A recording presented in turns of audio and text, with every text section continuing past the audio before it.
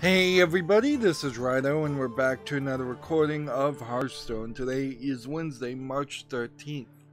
We need to win 3 Tavern Brawls, obviously. And destroy some minions and play some Paladin class cards. And that will be that. I'm not particularly worried about getting the daily quest done as much as I'm worried about just getting all the news done. We've got a bit of a backlog, and let's see, and there's just a lot of games. Even trying my best to filter things out and not bother to talk about things. Let's see what this is. Fight for the amusement of the Emperor. All cards in your hand have their cost reduced by 1 at the end of your turn. Okay, so the easiest thing then for me to do would be to just come over here, copy Shield Paladin for efficiency's sake, come into the Tavern Brawl, and just paste in that account.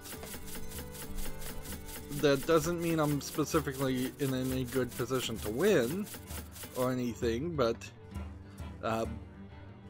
it does mean I don't have to really think about the Tavern Brawls or build a deck, which frankly I just don't care about Tavern Brawls. Unlike an arena run where more victories would give you more rewards, all you have to do is win once, and so you just kind of bang your head against that wall until somebody surrenders or gives up, and you'll win and get your pack, and then you'll move on, and then you might as well move back to ranked play where you have already hopefully spent more energy designing a deck trying to win ranked play, or you go back from arena Tavern Brawls to arena play if you play arena to win more rewards that way. Before King Rastakan, I will fight with honor.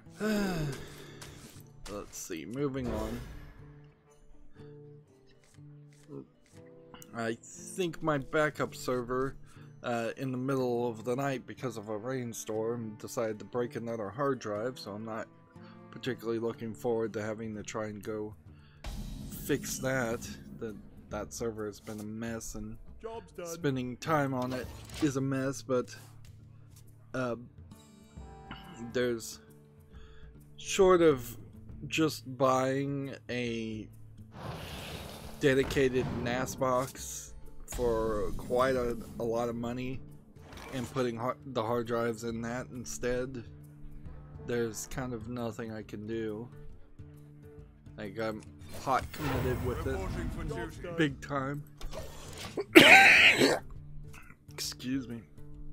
I ate a blueberry muffin and now it's tickling the back of my throat.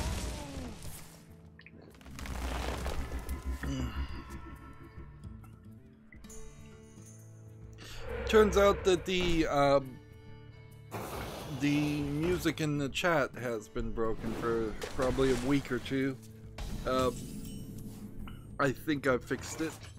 That's certainly an easy thing to overlook because of the case that there's really not enough people on the chat for that to come up as an issue.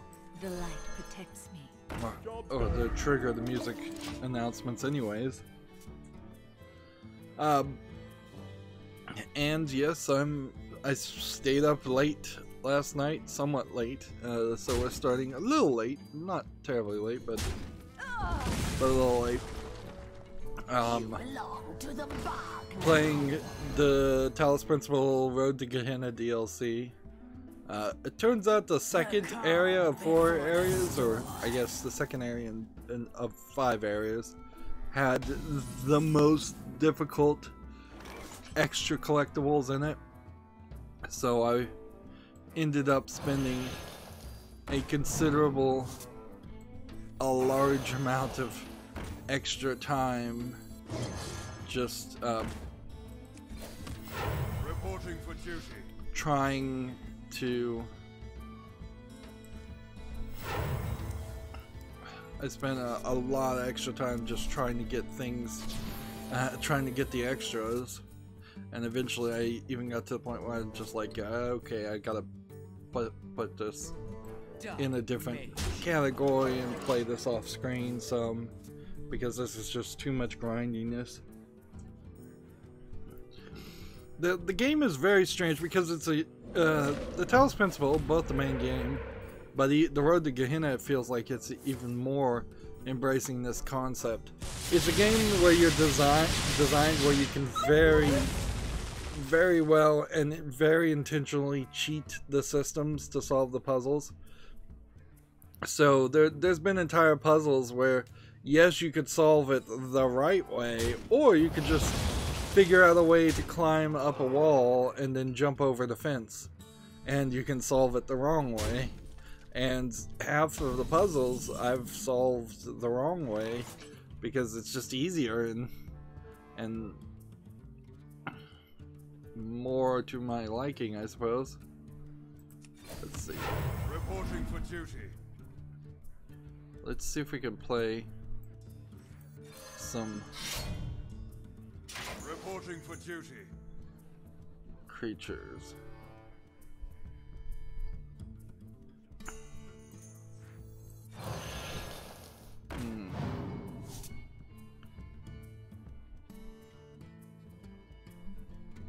Do I want to do any more? Let's play this too. Plus, so you don't. And then I'll just end the turn there. Although I could have killed this guy for what that was worth. So I kind of wish there was more puzzle games like that. But when I think about like how The Witness was very much built around the concept of these are the puzzles, these are always going to be the puzzles, there's only one solution or maybe two solutions, and that is that. And even The Witness's twist at the end of the game to make you realize that there's actually a lot more puzzles than what you thought there were doesn't really break the system, other than it expands the system to say, oh, the palette that you thought these puzzles were being placed on were actually was a lot bigger. Alright,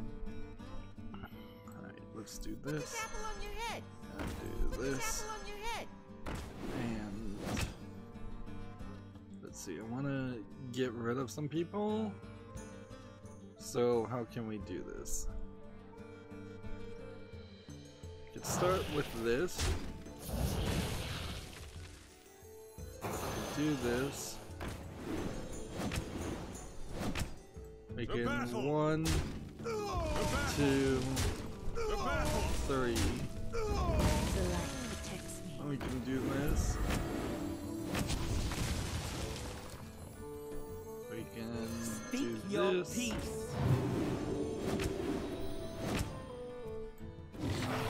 We can do that. We can summon one of those. Move quickly. And I can draw some more cards. For justice. And I can just attack.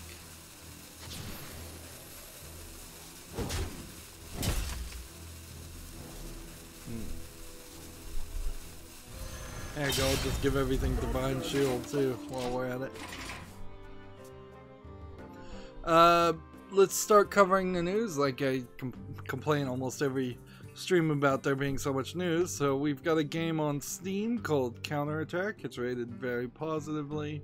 It says it's a shoot 'em up game. It doesn't look terrible, certainly. It's just that's not my style of game, so yeah, this is here. It's rated very positively. It's $14.99. I'm not willing to put it on my wish list though, or follow list. One of these days, maybe I'll be convinced or convince myself to play shoot 'em up games, but at the moment there are just some categories I have no interest in, and that is one. Game of Sutra has an article, Epic plans to add an undo button to Fortnite's in-game store, so you can undo accidental purchases. That's probably slightly helpful, but not really significantly helpful as far as lists. And I think for a lot of this story stuff, I am going to kind of intentionally try to not get too crazy with it. Let's see. Don't need that per se. And we could do that. And we don't need that.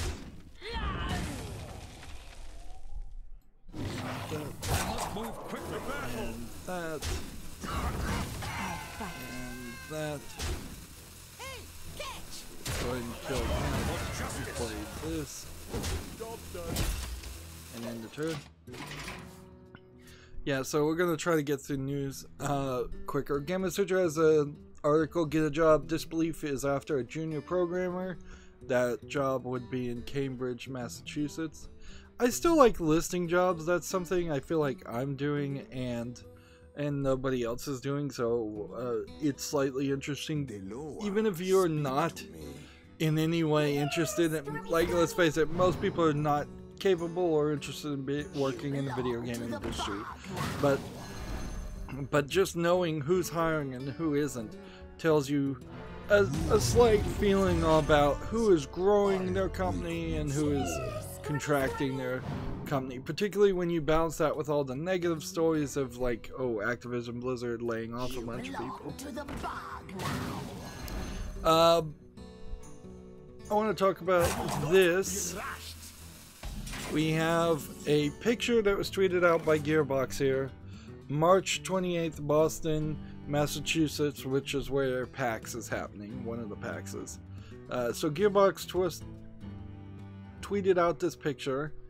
This looks like a newly polished version of Borderlands. So we assume that this is a Borderlands 3 announcement and not some rehash or re-announcement of Borderlands, a previous Borderlands products. I would say though that as technology is getting better with the graphics, that really isn't a it isn't really as Borderlands looking as Borderlands as Borderlands 1 and 2 look like. It's kind of shifting to more of a realistic art style, and I kind of feel like the Borderlands series has been doing that more and more. So if this isn't something in the Borderlands universe, regardless of what it is, I don't have a clue. But there's some ways that you could certainly have that become disappointing if it is not Borderlands 3.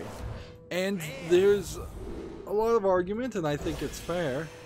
All of those will be dusted, of course.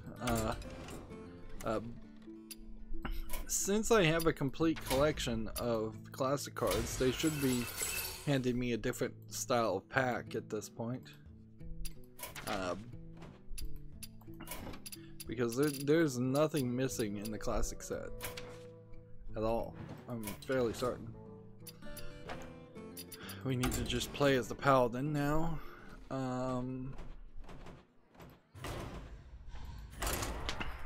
So yeah, if Borderlands 3 comes out and it's just Borderlands the pre-sequel with more, or if it's just Borderlands 2, or if it just introduces another character like Handsome Jack that gets overplayed and overused, it's not gonna feel like it's progressed enough. And also there's a danger on the other side of it feeling like it's not really Borderlands. Also, this game may be Border Worlds. That was the original idea of at least a few worlds. I think I saw somewhere that they were going to be playing on like 4 different planets, Pandora being maybe one of them. So we're still very much in a wait and see situation as far as whether it can make some slight improvements over to make it more modern. Personally, I'd like to see the concept of a bazillions of guns be toned down quite a bit, because the bazillions of guns really was a non-issue, because you're in all actuality only going to end up playing with about 10 or 20 guns. You would ideally like to see maybe more players that could play co-op, but I don't know how you do that without going with straight up custom characters, which would then be kind of a betrayal of the character classes.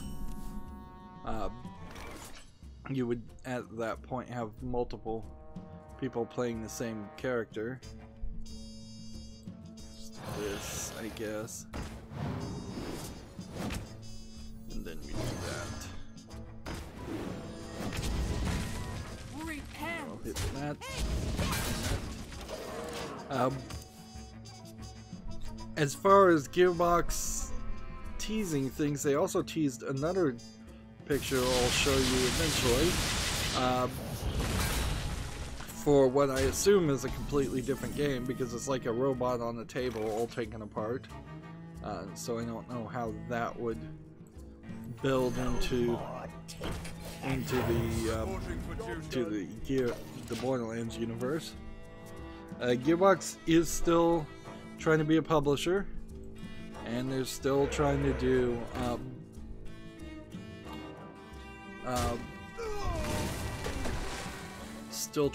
several other games. The thing here is they can't really look back, so they can't mention We Happy Few, they can't mention Bulletstorm, they can't really make any announcement for a new Duke Nukem game,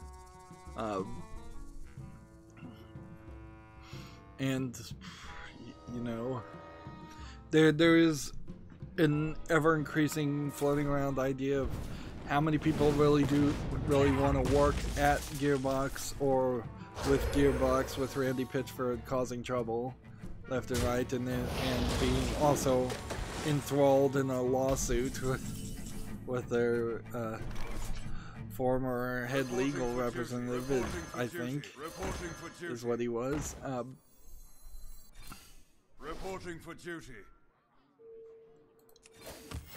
Reporting for duty. Done. So, yeah, there's a possibility there that Gearbox is struggling to get games willing to use them as a publisher. Gearbox got into publishing pretty late now that Steam has like Steam Direct, and it seems like you could probably publish any game you want, or self-publish any game you want, as long as you can get a Kickstarter or get enough funding otherwise. Like, publishers really only exist these days if you want to make a AA or AAA game and you cannot get the money any other way. And then it becomes slightly questionable about why you can't get the money any other way. But unfortunately, running the business often it is built around the concept of you have to be good at doing fundraising as much as doing your actual job. Moving on, Microsoft Development had a announcement that was slightly interesting. World of Warcraft now uses DirectX 12 running on Windows 7. Playing the Talos Principle, a 5-year-old game, and having that run DirectX 11 certainly feels odd. But in all honesty, of the 1,000 games plus I have on my Steam account, I would imagine a significant amount of them are running DirectX 9 or DirectX 10. I wouldn't even be surprised if maybe there's a DirectX 8 or 2 in there. And slightly connected to that, Adobe has given up support for Shockwave Flash, which is going to be slightly a problem for a lot of old games.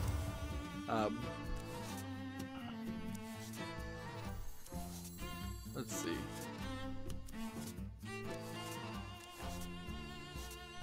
Divine Shield. This. Speak your peace. This. Speak your peace.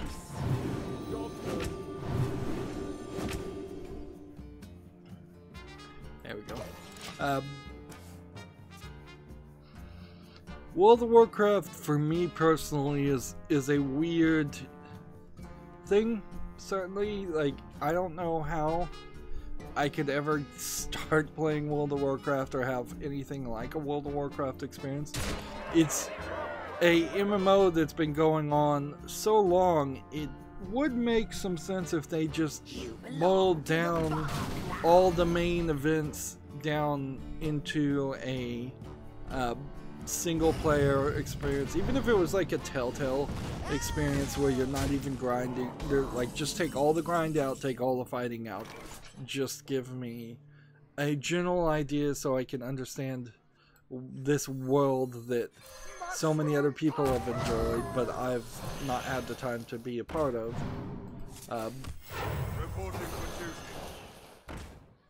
So yeah, I don't know if you really could do that, but I think you probably could. Either make a single player game that's more of an action thing or something. Or maybe you turn it into a Netflix series, which is our next story. Gamma Sutra has an article. Netflix is turning Dragon's Dogma into an anime series. That being said, Netflix's anime series are not doing great per se. Although the Netflix Castlevania series is alright. So I'd say Netflix is about 50-50 on that. That half the time they'll make like a kid's cartoon in the anime style, and it will be boring and bland and generic, or they're making adult anime focused cartoon, and they're usually boring, bland, and generic too. And that's not just the anime side, that's just Netflix in general, is that they are so hands-off that they're really not getting any quality control on their pitches. I think at a certain point they probably should be a little bit more quality control. Someone made an interesting argument on something I was watching about, do you think it's censorship because Netflix only allows certain things on its platform? This is of course a facetious argument against YouTube taking down certain videos and people claiming that censorship. And of course the default answer that the person was making was, of course it's not censorship.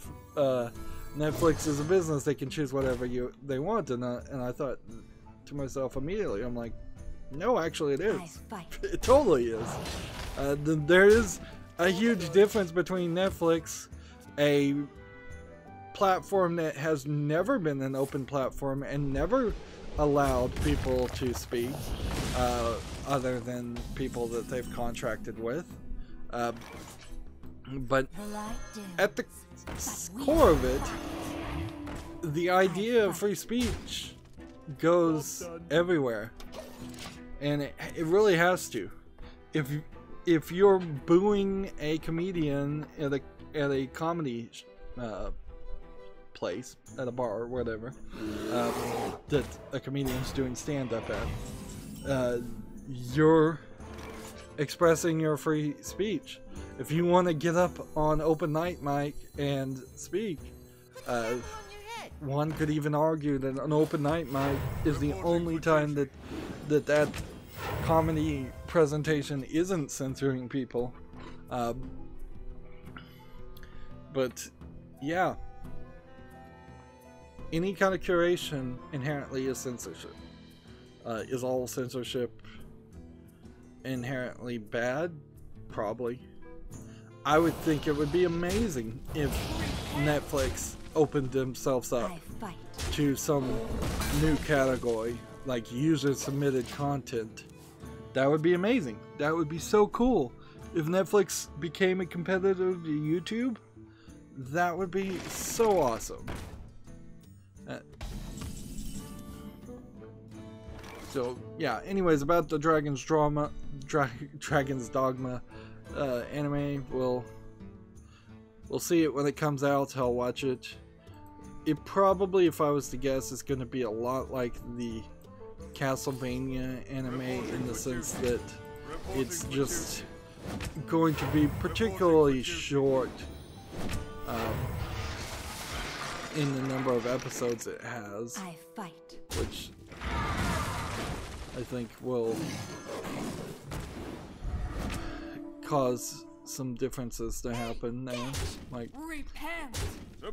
having watched the Netflix Castlevania series in 2 seasons, which were barely, I think, 12 episodes, they went way too fast. They could have taken a lot more time, slowed it down, made more content. I mean, they're really moving at a breakneck pace. Let's see. Let's do this. +3 attack would be more than one fury. The battle! The battle! The battle! The battle! Down the 2. Next we have a game on Steam called Jungle X. It looks like it's a platformer. It's missing a little bit of polish, but I've certainly seen worse as far as 2D platformer games. But yeah, there's kind of nothing here. It's just a Mario clone that, like, this is a little bit too on the nose for a Mario clone. Honestly, if you're gonna be this on the nose about cloning a Mario game, you might as well just straight up have copyright infringing Mario stuff in it, because you're already, I think, at that point. Anyways, this game is 59 cents discounted, and a lot of languages. So yeah, that's not gonna make it to the call list. Too many minions. Okay. So we can hit this. We can play this.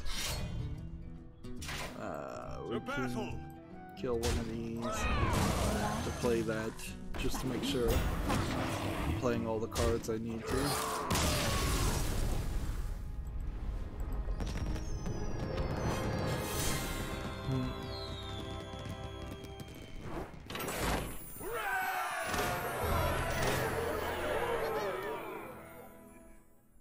We have like 4 more minions we need to destroy. We're getting a lot of crappy 50 gold daily quests. Some of that is because I'm not logging in. Sometimes I'm forgetting to log in on every day and re-roll, but even when I'm re-rolling, I'm getting 50 gold quests. They've slowed down the amount of gold we can get in anticipation for the next expansion, which it's Wednesday, so if there is another expansion that's coming out, I would assume that it's coming out in Tuesday earliest. TechRaptor has an article. Julian Gollop's Phoenix Point becomes Epic's store-timed exclusive. Apparently this is Phoenix Point. The creator of XCOM's newest game, Phoenix Point, is expected to drop Steam later this year. Now, Julian Gollop announced the highly anticipated title is going to be a timed exclusive for the Epic Games Store. All of these timed exclusives, I think... that guy looks pretty old. It was crowdfunded on Fig. anybody who doesn't want to get it on the Epic Store can get a free refund apparently. Let's see. Phoenix Point is a turn-based strategy title that shares the same gameplay mechanics as XCOM.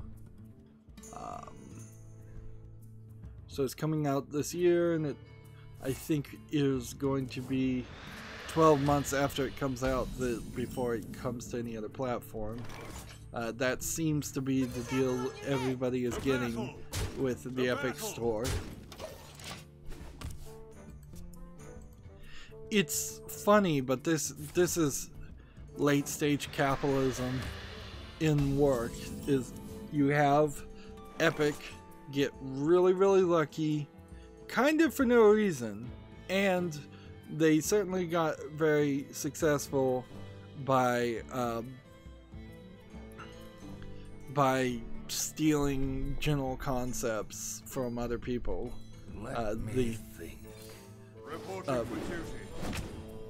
The general concept of Battle Royale was basically stolen from PUBG, and then you have also all the dances that were just stolen, and a lot of the content from Fortnite Save the World was just reused, so they kind of stole from themselves.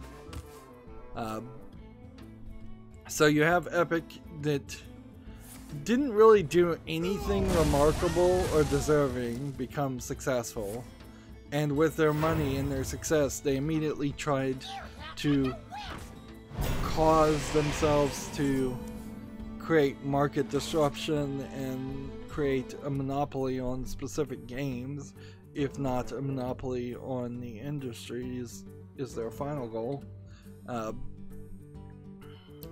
That being said, a lot of this happens because of complacency in a marketplace, and Steam certainly owns some of the blame there. If they had never gotten soft and gotten slow, Epic Store trying to get deals for exclusivity would not have even been on the table. That being said, there's some ideology in this more than normal. Like, there are entire game developers, like the person running the Epic Store, I believe, agreed with a comment saying all video gamers are just, I'm paraphrasing here, but hate mongers and hate-filled, and they should all just disappear. So the Epic Store in a lot of ways has taken an anti-consumer approach from many perspectives. Like, the developers that are going to the Epic Store are going to the Epic Store because they don't like that consumers can complain and review their games. They're going to the Epic Store because they know their games aren't going to be that good, and they're knowingly now, like anybody that goes to the Epic Store, you know, they don't really care about pleasing their fans that much because they know it's going to be a controversy. And also we've seen a little bit of this die out too. Like, with the exception of Metro Exodus, there's not really a AAA game that's come to the Epic Store, and there may never be another one under the terms of exclusivity. And you're also not seeing a large rush to release old games on the Epic Game Store either. You would think there'd be tons of people who would want to be on the Epic Store, but either the Epic Store is saying, no, we don't want old games, or people are saying, no, we don't want to be associated with your business. Let's see if we can win this. Repent!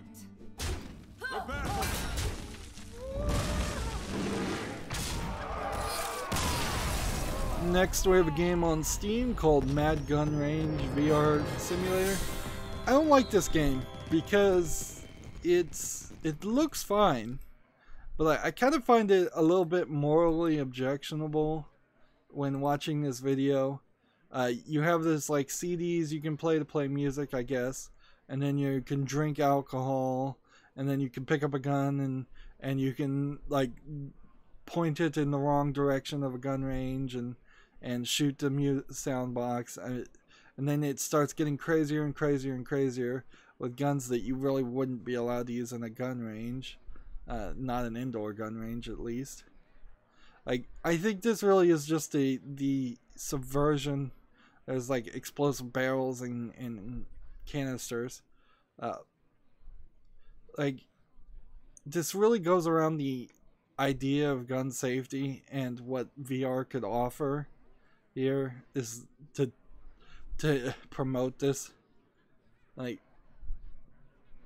and the fact that this is what how they're pushing it makes it feel like it's kind of a trolley game.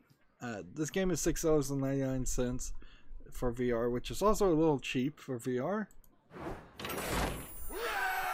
The game itself looks alright, but I don't agree with that. I just cannot agree with the idea. There is an outdoor gun range also, but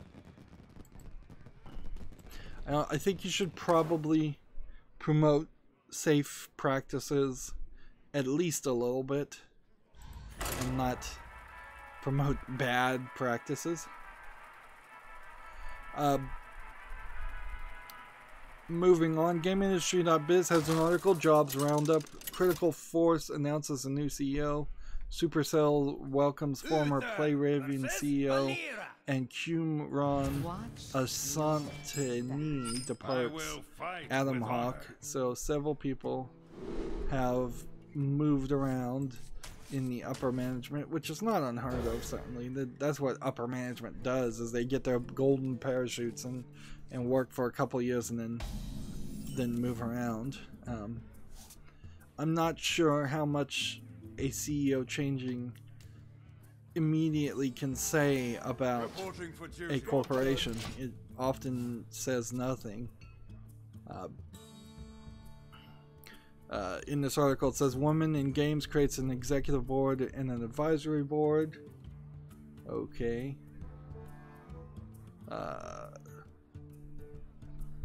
Cord Worldwide hires a Sony veteran as the head of audio. All of this just feels like it's too inside baseball. Codemaster brings in a new director of communications.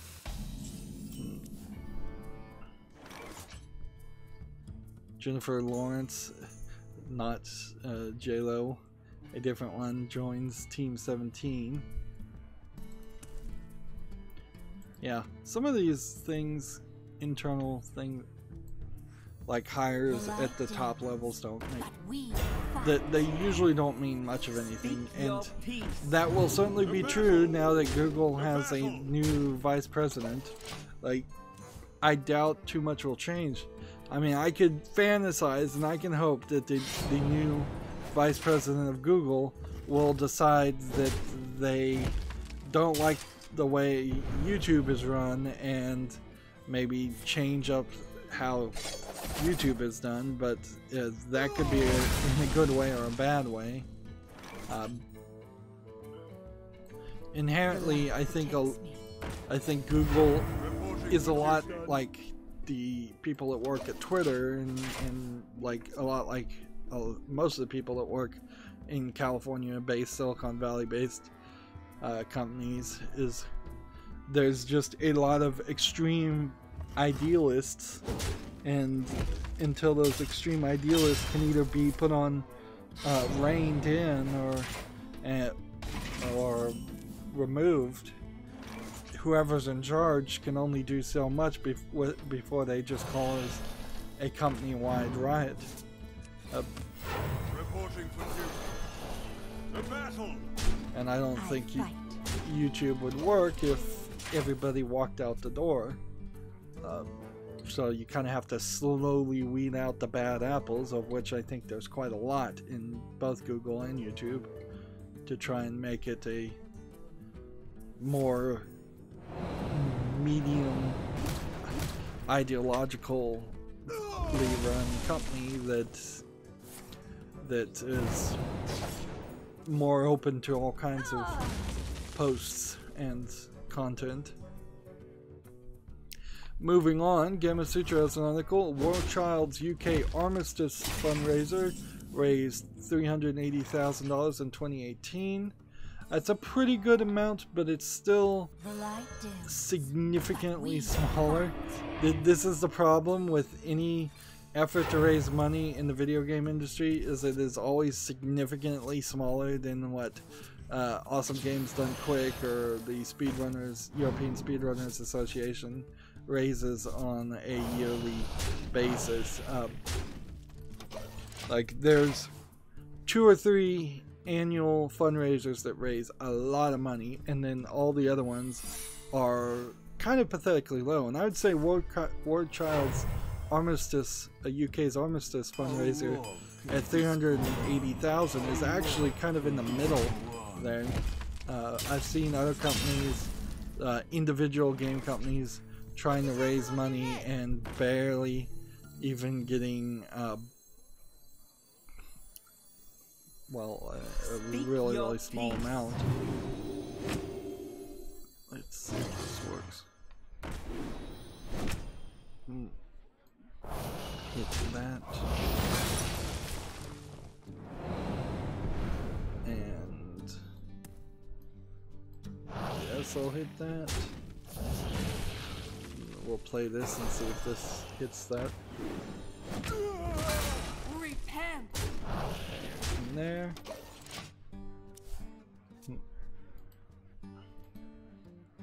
Let's see. Gamatsu has an article. Kotodama, The 7 Mysteries of Fujisawa, interview with the producer Amarai Larchet. Let's see. This is apparently a interview with the producer of this visual novel. Let's get the basic out of this though. Like, I kind of don't really care about the interview so much as I just, anytime Gamatsu mentions a visual novel, I want to know the release date and what it's coming out on. So Kotodama 7 Mysteries of Fujisawa is due out for the PS4, Switch, PC in May 31st in Europe and June 4th in North America. Okay. So that's kind of all I wanted from that conversation. Your magic shall not save you. Suppose it's worth mentioning, I mentioned a game that was coming to the Nintendo eShop that was an old Sega Saturn strip mahjong game. And that one has come out, and funnily, it was uncensored when it came out for the Sega Saturn decades ago. And yet now, they have done what is more typical Sony thing of putting bright white lines over the 80s anime nudity, single frame images, of which I imagine there was probably less than 30. So the video game industry in particular has truly, like, provably regressed at this point, where you can't even sell an old game that had nipples in it without censoring it now, due to the ESRB and the equivalent of the ESRB in other countries. And this is a Nintendo thing,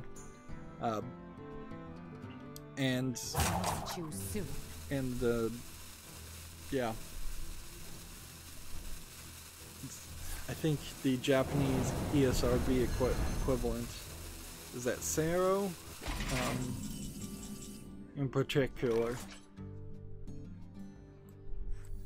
So it really comes down to a question about why did they even bother to try and sell that product again if it was just going to be censored. That seems very silly. On that same note, the Devil May Cry 5 game has a couple of points where there's some nudity, a bare buttock, and maybe abreast in a different scene that are uncensored in the American and European version, but censored in the Japanese version, and only censored for the PlayStation 4, not censored for any of the other things it's released on. But so this is an odd scenario because it has been in the past that the PlayStation 4 versions were censored more leaning towards the American and European versions, with the Japanese version being uncensored. And it might very well be the case that they simply, the ESRB again, was told one thing in the description and they didn't mention the nudity, and thus their rating is in jeopardy if they don't censor it, because they basically lied to the ESRB, For justice. whether intentionally or not. So it might be a case that the uncensored version in this case will fall in line in a future patch so that all the versions are censored on the PlayStation 4. But I imagine none of them will be censored on the PC. Or perhaps otherwise there has been a case of some just pushback with Sony's censoring policy, and they're just pushing, they're trying to work it out, or perhaps the new headquarters in California was not even in charge of looking at the Devil May Cry, because it was considered more of a Japanese game, and for that reason the California headquarters didn't even approve it. I don't know. We'll have to see if anything comes out about that. Meanwhile, you're still very much in the same place as you should be, as you were before. If you dislike and don't approve of the censorship that's happening on Sony's side, you shouldn't buy any game on Sony. And inherently, that for me personally has always been the case. Like, they're going back to even the PlayStation 3 and possibly even earlier. Like, I never had a PlayStation 1, I never had a PlayStation 2. I never bought game. I did have a PlayStation 3. I still have it, but I only used it for Blu-ray movies. So, even though there have been PlayStation exclusives, I've never been willing to go down that direction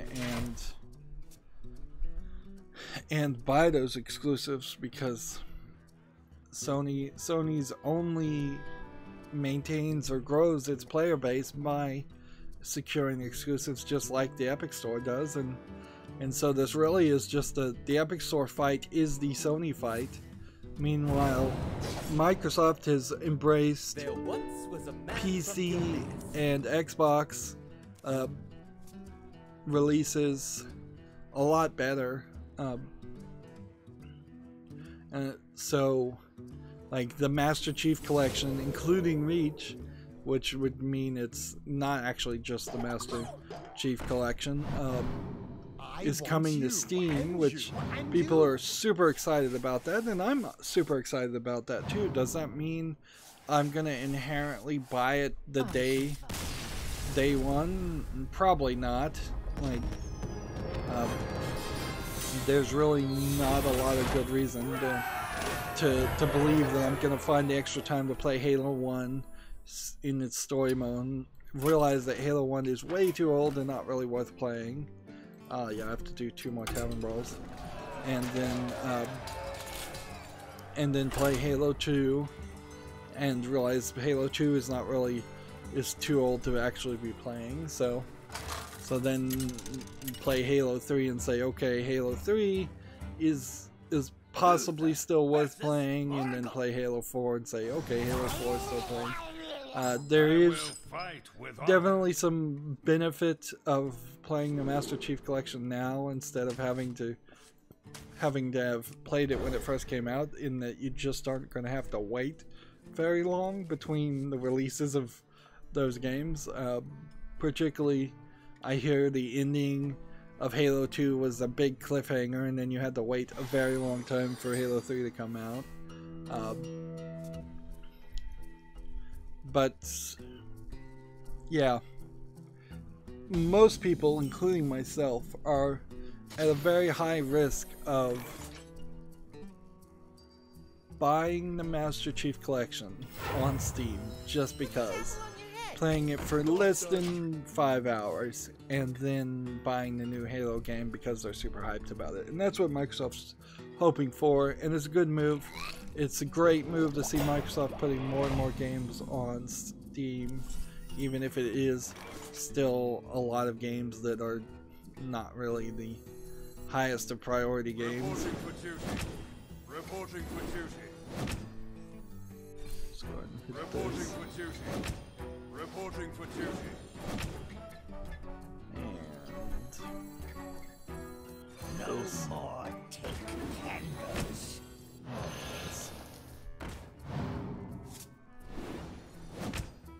In the turn. Moving on, TechRaptor has an article. Just Cause 4 roadmap and upcoming updates unveiled. I guess I really don't care enough about Just Cause 4 to read this article though, so I'll just tell you it exists and move on. GameIndustry.biz has an article. App Annie, Tencent retains the spot as the top revenue earning publisher for a third year. So Tencent is still making a lot of in-game ad purchases things. No big surprise there. Let's see. I wonder. 1, The 2, battle. 3. The battle. Play this. Play this. Hit Reporting that. for duty. The battle. The battle. That.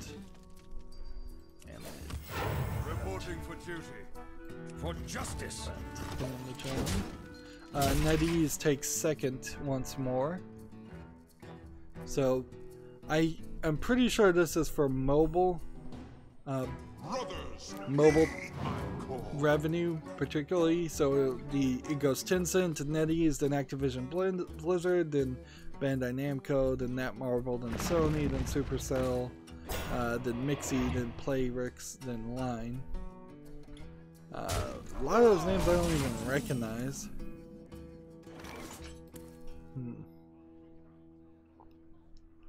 Okay. This. Play Reporting this. for duty. Play this. Reporting for duty. Play that. And then drew that to draw more cards. The battle. And then that. The battle. 2, The battle. 4, The battle. 6.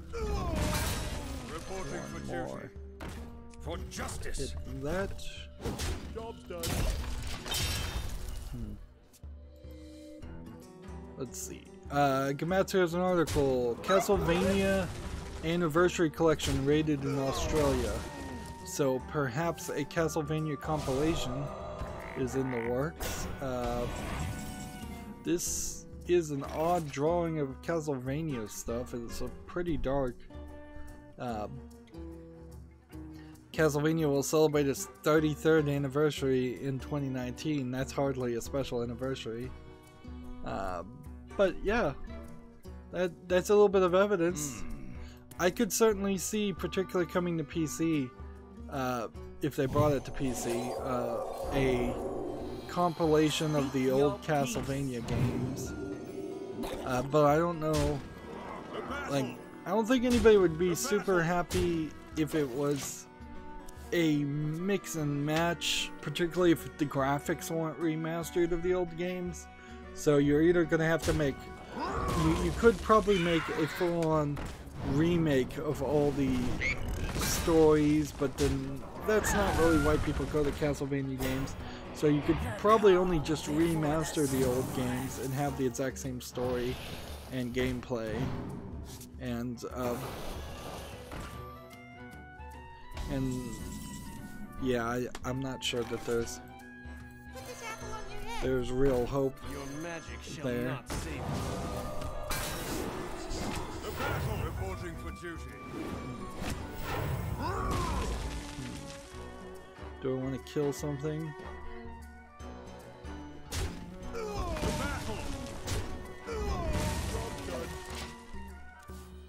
Yeah. So, if you are going to make a Castlevania compilation, worst case scenario is it's a terrible, bad, just emulator running the old games. Best case scenario, it's a game that perfectly runs and emulates the old games and also has remastered graphics and audio. But doesn't change any of the gameplay really, or very selectively has some options to turn on some kind of yeah, I don't even know what you could do. Turn on some very carefully made tweaks. Like I could see infinite lives, infinite health, things like that, just to make it easier for some people to play some of those older games. But that's kind of it. This game on Steam that I'm looking at is weird. It's called Lo-Fi Ping Pong. Clearly this is a low effort SEO name. It looks not terrible though. Like it looks like it's a decent enough ping pong game. But then there's also, I guess, maybe some rhythm in this. So it's a rhythm table tennis game.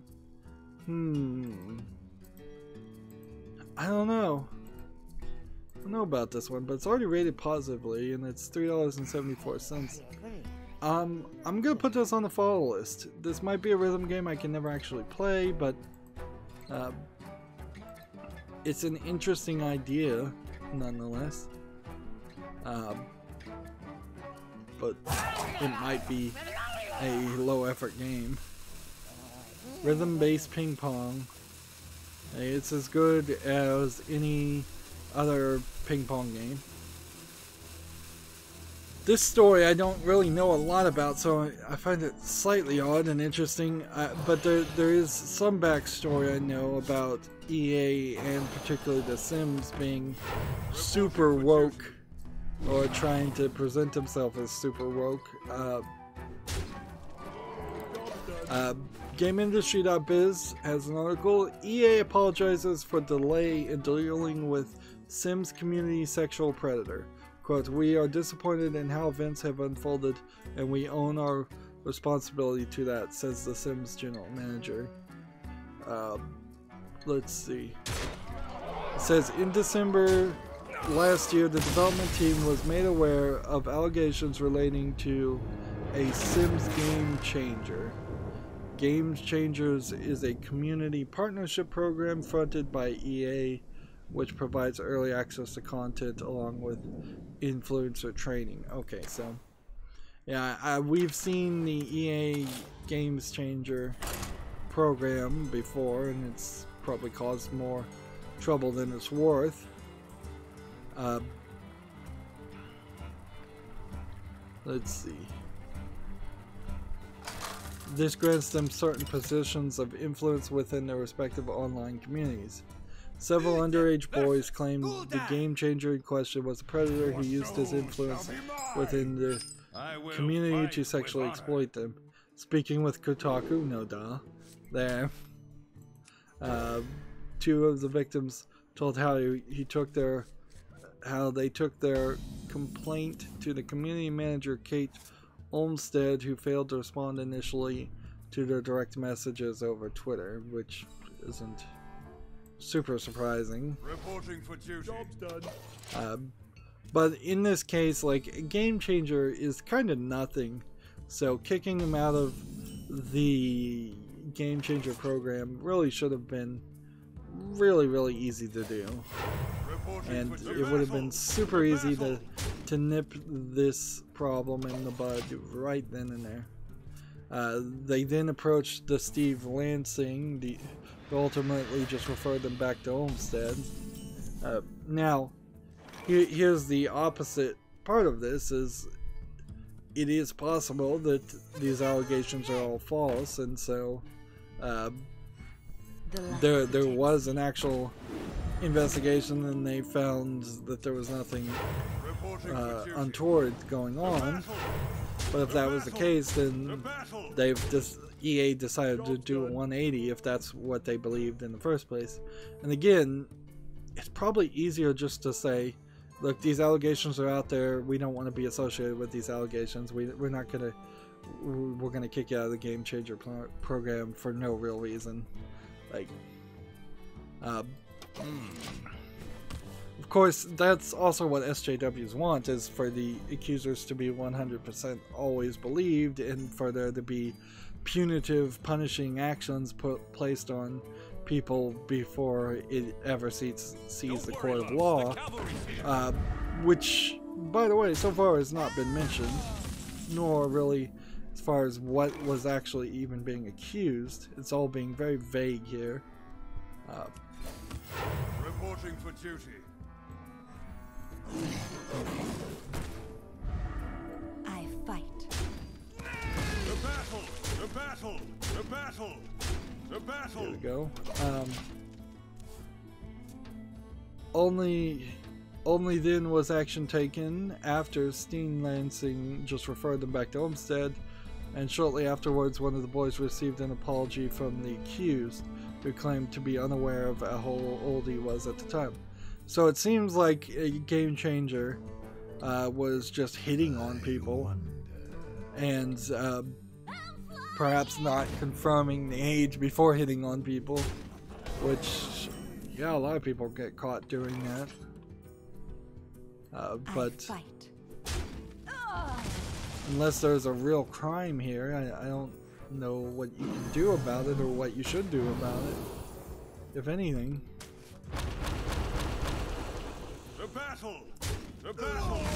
The battle! Mushroom power! The battle! The battle! And what is the accused supposed to do? I mean, he literally apologized. However, the accused remained part of the Game Changer program, and several months later it was revealed that he was still harassing underage boys. It's like, I don't know if harassing even is the right term. Two victims who originally raised the concerns to Hearthstone did approach YouTuber Pastel Sims, and so a YouTuber made a story out of it. In the video discussing the allegations, Pastel Sims accused the company of turning a blind eye to children getting targeted and harassed. Quote, "They knew what was up, and it makes me sick to my effing stomachs," she said of the Sims director. According to Pearson, an investigation was launched when the issue first came to light in December last year, and even confirmed the nature of what happened.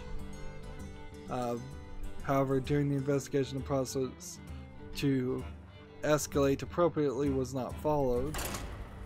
The actions taken at the time were not clearly sufficient and not in line with our values as a company, and an appropriate response would have been to immediately dismiss the Sims Game Changer and take additional steps to ensure community was protected. Yeah, I mean, I can't really disagree with that. The easiest and safest thing for EA would have been to say, these allegations are here, we don't need to even investigate it.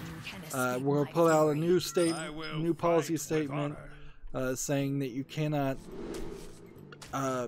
harass, aka, or flirt with anybody that you're that's a viewer of your content, or we've got like these moral guidelines that you must follow. So I would have immediately just kicked them out and put in some really strict policy wording to make it obvious that that this is not acceptable. But there is a fallacy certainly in this too, that being an EA game changer all of a sudden gives you some kind of authority or power or influence. That's not really true at all.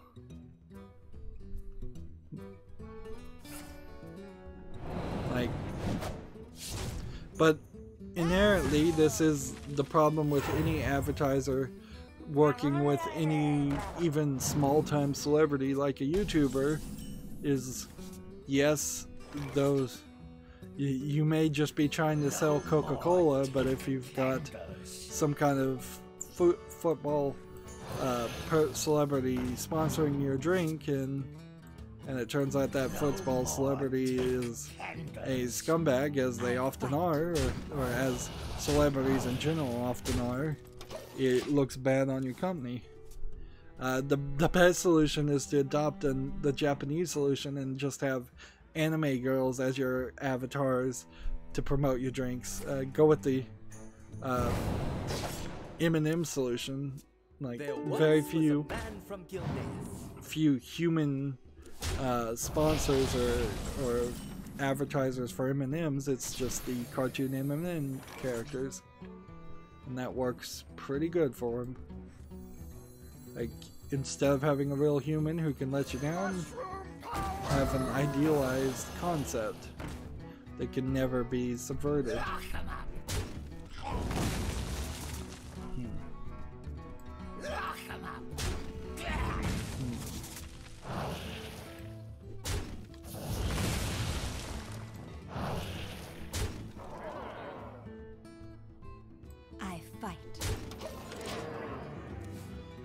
I guess at this point, EA apologizing for the delay seems like it's probably the right move. It's kind of odd in this case because EA was taking a very conservative or slow approach to it. They were taking their time making sure they were doing the right thing, it felt like. Whereas normally I would have been more in the field of believing that EA would have just done a knee-jerk reaction.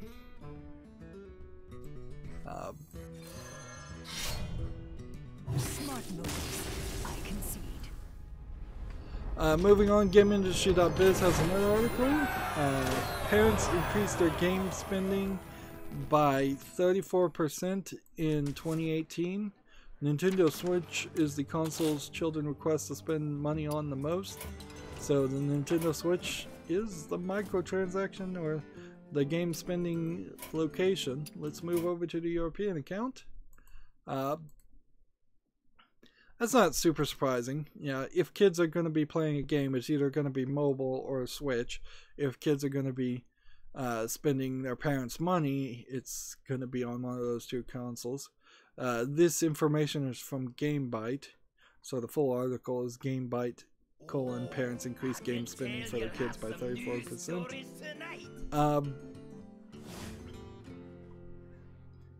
There probably is a good reason why it went up 34% in 2018, in just the fact that there really hadn't been a great year in 2017 for games. So 2018 had a lot of games come out. I'm not sure any of them were particularly good, but kids wouldn't really know that. So we just need to play a Tavern Brawl and get these quests done. So wait a minute. If we're gonna just play Beast, let's come over here and just copy this.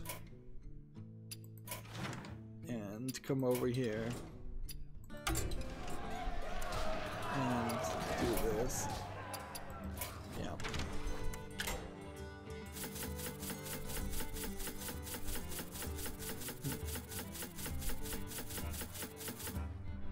And I'm gonna just take a 1 minute break. Just then somebody's knocking at my door. I'll be right back. Okay, I'm back. Sorry about that. So let's start this brawl. Alright. While this is loading, we have a game on Steam called Grand Dude Simulator. That's a very low effort title. The graphics don't look terrible though. Like, this is a problem with asset flip games, is you can really make something look good.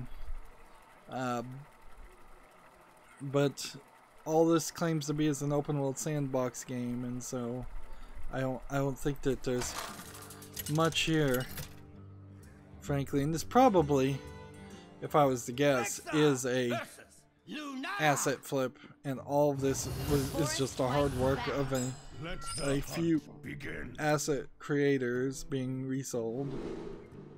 They want $4.49 discounted for this game. Yeah, right. Alright. Now here, I wanted to play beasts. I'm not sure I actually have any beasts, because this might just be a secret hunter deck. I probably should be playing druid. Anyways, moving on. Let's see. I guess this isn't tagged nudity or anything, so let me... Well, there's rated M for mature, but let's see what the screenshots look like before I show it off here. Or while the videos are loading, I can talk about it. We have on Steam finally the Caligula Effect Overdose, which of several different games that are out there of similar feel. I believe the Caligula Effect Overdose is a JRPG game where you're in a virtual reality. It's supposed to be like a hedonistic virtual reality where you can do anything you want, and that eventually cause problems. So yeah, let's just... this was the game that had most of the characters wearing white as kind of a weird school uniform thing, or a weird outfit in general. I'm saying weird a lot, certainly. Right. So yeah, we can show this off. So it looks a lot like Persona, like a lot of grayish white colors, a lot of walking around in Persona anime-esque talking in the real world, and then I think the actual fighting is in this virtual world. It's already mostly positive. It's gonna go on the fall list, probably the wish list. I'm still not sure really how much. This is probably a game where I could censor it down to still play it on Steam, on YouTube. Just fine, even though it's rated M. I play plenty of rated M games that are rated M for kind of no reason. But I'm not 100% sure on that.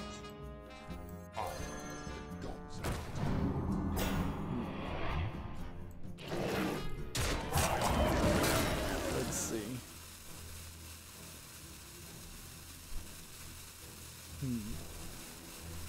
So yeah, more JRPGs on the list of which JRPGs am I gonna play. Let's just end the turn there. There's about 2 or 3 high polished, what you might, if you were to have a separate scale, I would say the Caligula Effect Overdose is probably a AAA JRPG. But it probably doesn't feel, to me at least, it doesn't feel like it's on the same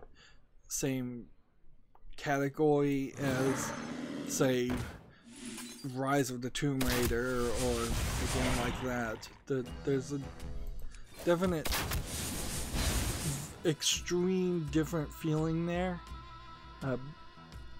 It feels a lot like you're just comparing apples to oranges. So I don't know how to really compare that. Of course, that's how the system has always been, is a AAA game really means nothing more than its budget and its scope and scale is just a general descriptor that's never accurate or consistent. As I'm playing the Talos Principle DLC, Road to Gehenna, you're on this forum board, and in the forum board, you're supposed to rate your favorite artist, and so they put a bunch of ASCII art up and say, who's your favorite artist? And I'm like, why would I be rating art? Like, I know I do that as a YouTuber all the time, but I just kind of find it morally wrong to say one person's art is better than another. It just seems, that doesn't seem right to me. And I don't know if I really do it all the time, actually, because yes, I will say I like this part of a game or I don't like this part of a game, but my comparisons often to, if I'm playing like a first-person shooter, and if I compare it to my favorite game, Borderlands, which I guess my favorite game, Borderlands, is saying is it's my personal favorite game and not that it's the best game ever. Usually it's comparing elements or ideas or concepts there. It's not to say that I don't do like top 10 rankings or put numbers on games for that very reason. I don't feel like it's right to say this game is a 7 out of 10. I have dabbled in that a few times, but it never feels true. Moving on, we have a game on Steam called In My Mind. This is a Dark Screenshot Syndrome horror game with some shooting in it. There's nothing here that looks particularly interesting. It's $12.99. Yeah, I don't see any need to put this on the wish list or the fall list. Let's see. Death Defender Beast. Divine Shield. That's as much as I get.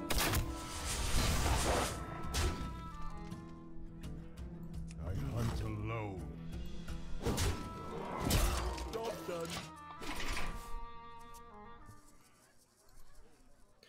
done. Gamer Sutra has this article. I already talked about this. Adobe is ending Shockwave player support April 9th.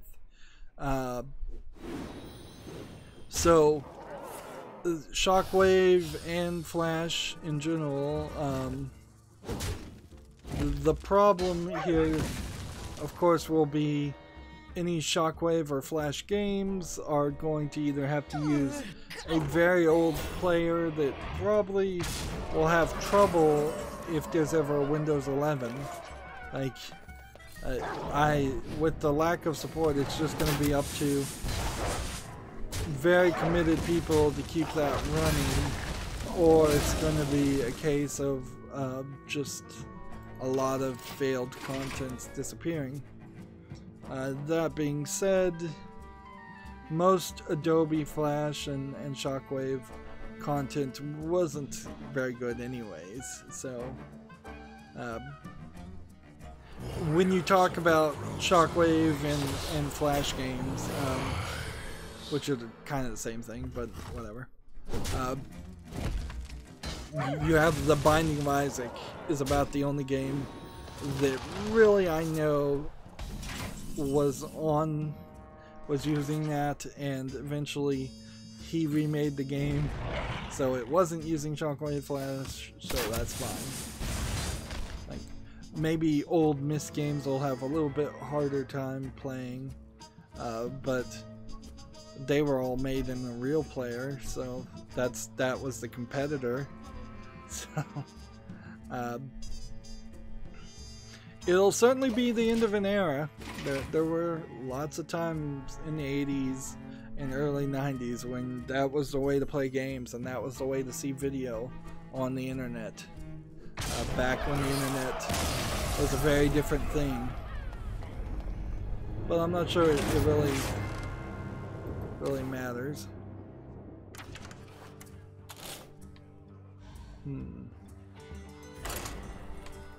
Next we have a game on Steam called Outlaws of the Old West. It's already mixed, which is kind of a shame because this looks kind of interesting. It looks like a Western survival game, like Conan Exiles, but in the West. And maybe that is the problem, is that people have just seen enough of these half-concept games.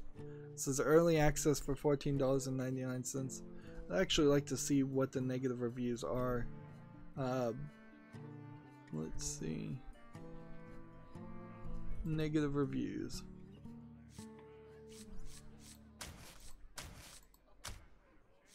Let's take this and trade this. Let's see. 1 hour, just get in the game on single player, only to fall through the earth. My internet connection is 70 megabits per second. It must be like an online MMO game. It does have single player, it says. I kinda liked it even though I didn't play much. Game has potential, however right now it's just a very empty big map. Needs some props around around the empty fields, maybe some abandoned cities with some loot, etc. Also, lighting is kind of weird. Colors look washed out, which made the whole atmosphere look dull so far. So it's a no for now. So yeah, it seems like Outlaws of the West is just really early access and asking a really high price at $15. Okay, so that explains that. I hunt alone.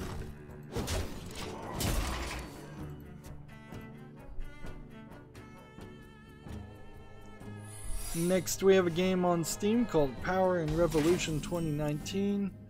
I don't know if I really want to play a simulation game that's around politics and coups, perhaps. This kind of looks like Plague Inc. I don't know if I want to reject this offhand either. The graphics here, this is the problem, though.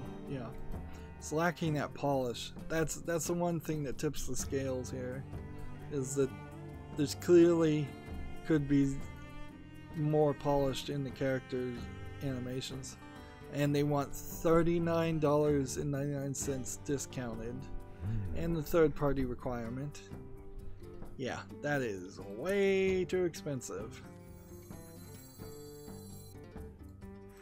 To my side. I hunt alone. There we go.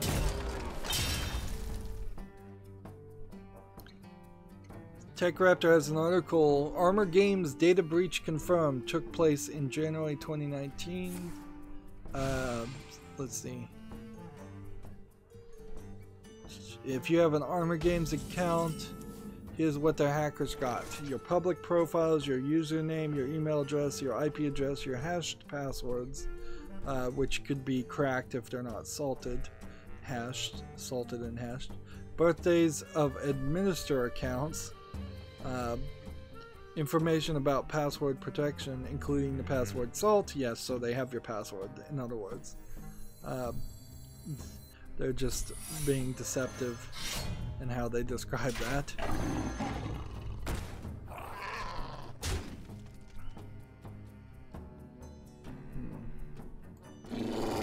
Says on the upside, Armor Games does not keep any data on first and last names, credit card data, address, or phone numbers. However, this information or other potentially private data may have been maintained on one of the other sites that were breached. Which there's a long list of other sites here that have been breached. The good news is I have no idea who Armor Games is, so I don't think that their game site or having an account there is super likely. Let's hit that. This is going to be a problem, because with Archmage Antonidas, he's got a considerable amount of free spell cards here. I'm probably going to lose right now, because he's going to play Arcane Missile for 0, give him a 1 mana Arcane Missile, and he'll just keep on doing that over and over again. Aha!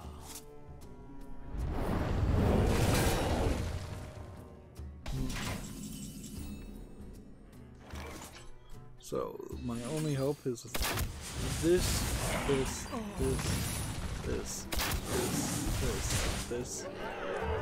that.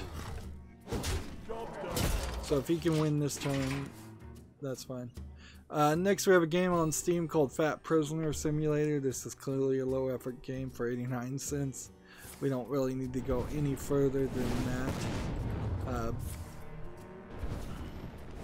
It is a troll game. Moving on. I am surprised I survived.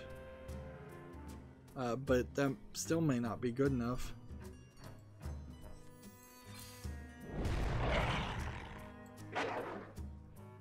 I do this, and then I do this, and it just triggers ice block.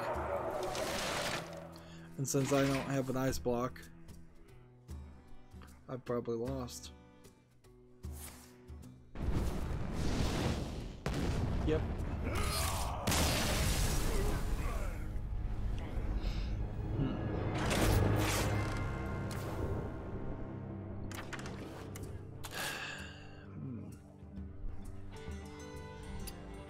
Well, you know, this is probably as good of a point as any to end this recording.